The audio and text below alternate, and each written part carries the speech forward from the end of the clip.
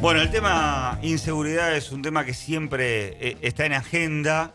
Se tocó en el debate, por ahí no tanto, ¿no? Como se preveía, pero sí, por supuesto que es un tema muy importante y que preocupa Sí. muchísimo, muchísimo. Le vamos a dar la bienvenida y le agradecemos este contacto a Esteban Arriada, que es secretario general del Movimiento Policial Democrático. Arriada, ¿cómo le va? Sandra Ramos y Martín Daer aquí en La Redonda. Buen día, Sandra, buen día, Martín, ¿cómo están? Muy Bien, bien. todo muy bien. Bueno, ¿cuál es la primera evaluación que hace justamente de este tema tan importante? Bueno, en primer lugar que hoy la Argentina está en una crisis, sí, profunda en temas económicos, donde lo que uno cobra a principio de mes eh, no puede calcular porque en el mes va aumentando tanto el costo de las cosas que ya casi no se llega a fin de mes. Entonces, lamentablemente, la seguridad pasa a un segundo plano, ¿no? Eh, yo, por ejemplo, hace 2 días fui a visitar a una amiga en Berazategui y me pidió que pase temprano por el trabajo porque el barrio ya le da miedo. Sí, es una compañera policía. Mm. Entonces, eh, esta es la situación en la que estamos ya acostumbrados a que la inseguridad es moneda corriente. Y en particular, en lo que hace a políticas de seguridad y demás, ayer veía imágenes de decenas de patrulleros sin combustible. Me acordaba de lo que sucedió en septiembre de 2020, cuando los policías reclamaron por sus condiciones salariales. 1.700 fueron separados, ¿sí? Y fue por la misma situación, porque los patrulleros se paralizaron en ese momento. Pero ayer no había sanción para nadie y los patrulleros estaban en la misma condición y no había combustible para que estos puedan cuidar a la ciudadanía. Entonces, hay una crisis social derivada de lo económico, ¿sí?, que hace que la seguridad, ya te digo, no sea ni siquiera del segundo plano. Entonces, no evaluamos las pésimas o las carentes políticas que hay en materia de seguridad, por lo menos en la provincia de Buenos Aires. Ahora, Riada, ¿cómo se le hace frente a esta grave situación que yo creo que, a ver, en orden de importancia, están a la misma altura lo económico y la inseguridad? ¿No? Esto es personal porque la verdad que de los candidatos tampoco hay grandes propuestas. Pero fuera de eso, usted recién iniciaba la conversación con un ejemplo de una amiga, policía que le daba miedo una zona de Berazategui. Digo, hasta el mismo policía tiene miedo. ¿Qué queda para el resto?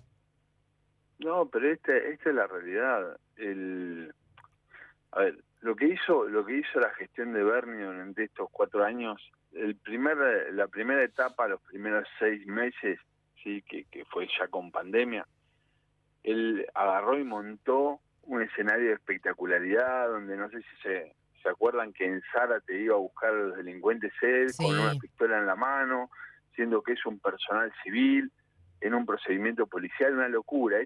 Pero, ¿se acuerdan del Malevo Ferreira? Bueno, sí. era la misma escena, el Malevo Ferreira, sí. Pero la diferencia es que Malevo Ferreira sí era policía.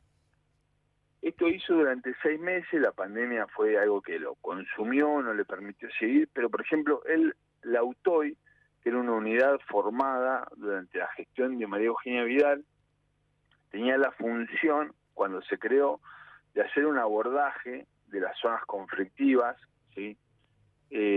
Un abordaje total, con una unidad especial, que controlara y patrullara la seguridad de esa zona, y a su vez en un tiempo, en unos meses, y en esos meses el Estado montara oficinas dentro de ese lugar.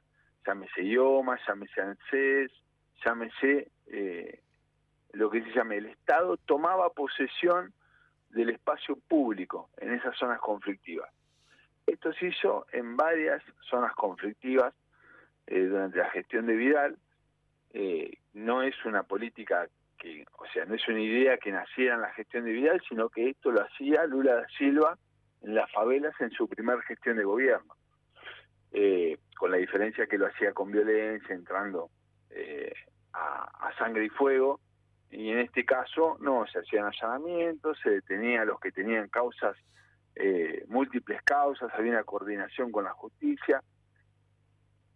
Cuando llega Bernie, toma al Autoy como su muñequito de propaganda y lo llena de efectivos, con hechos de corrupción de por medio, porque por ejemplo le venden, obligan al personal policial a comprarle el uniforme especial diferente a un proveedor en particular. Esto fue denunciado públicamente, salió en el programa de la Nata hace unos meses, esto es público. Esa unidad que tenía 1.000 y pico de efectivos, 1.200 efectivos, hoy tiene creo que cerca de 10.000 efectivos, pero no cumple esa función de abordaje del territorio, sino que en algunos lugares lo sacan a caminar en zonas comerciales de a 4 o 5 efectivos.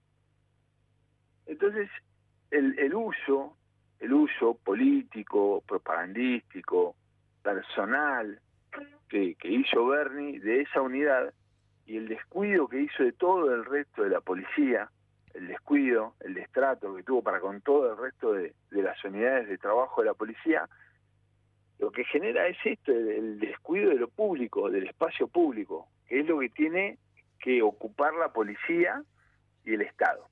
Entonces, por eso hubo un aumento de la inseguridad. Todo lo demás es cuento y es propaganda política. Le agradecemos a Esteban Arriada, secretario general del Movimiento Policial Democrático. Estamos hablando sobre el tema inseguridad por la espera.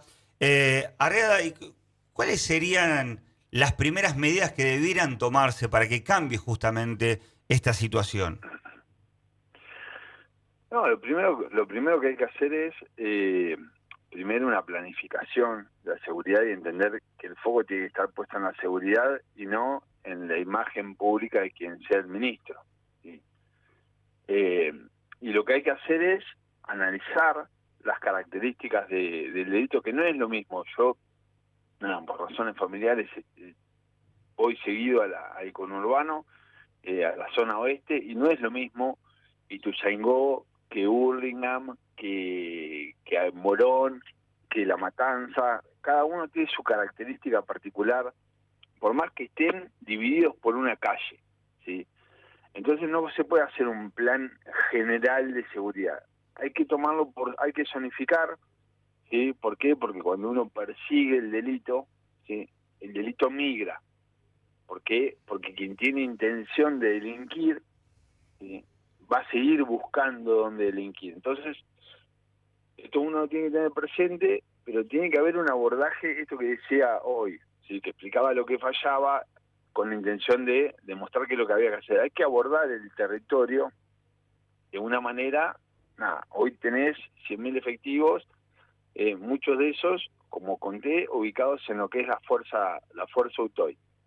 Ahora, esa fuerza UTOY que tiene miles de efectivos, hay que desplegarla en el territorio de una manera coordinada para poder abordar un territorio conflictivo, analizarlo, coordinando con la fiscalía. Por ejemplo, si tenés una persona con varios procesos penales pendientes y en libertad, bueno, sentarte con los fiscales que hagan el trabajo que tienen que hacer, que aceleren esos procesos para poder llevarlo ante la justicia a esa persona que sigue delinquiendo estando en la calle. Entonces, eso es un trabajo de inteligencia criminal y con coordinación con la justicia y con el abordaje del territorio. Ahora, esto no implica ir por sobre la justicia, cometer delitos para poder... No, todo lo contrario, es dentro de los marcos jurídicos, sí, que hay, acelerar los procesos que se demoran, nada más. Y eso empieza a tener un control del territorio. El delito nunca va a dejar de existir. Ahora, lo que hay que reducirlo es a una expresión mínima. En España, en Francia, sigue habiendo delito. Ahora, la gente camina por la calle de manera segura, porque el delito es algo fortuito, ocasional, eventual, no es algo cotidiano como pasa acá en la provincia de Buenos Aires. Entonces, lo que hay que hacer es un plan estratégico enfocado en el conflicto, ¿sí? Y no un uso de los recursos de la policía de la provincia de Buenos Aires en una campaña política como se hizo.